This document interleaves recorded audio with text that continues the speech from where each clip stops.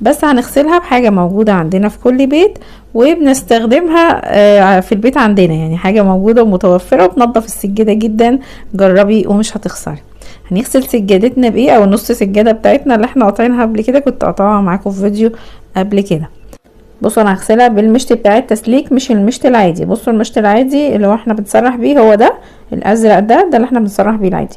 المشط التاني بقى بيبقى السنون بتاعته سنون يعني عريضة كده وسنونه كبيرة زي ما انتم شايفين، ده اسمه مشط تسليك، ده اللي بيسلك الشعر، غير المشط بتاع التسريح ده بتاع البنات. الشعر اللي هو بتاع البنات اللي بيبقى مكعبل شوية بيحتاج مشط بتاع التسليك ده. تمام. هنبل بقى السجادة بتاعتنا مية وهبتدي احط لها بقى ايه الصابون بتاعها.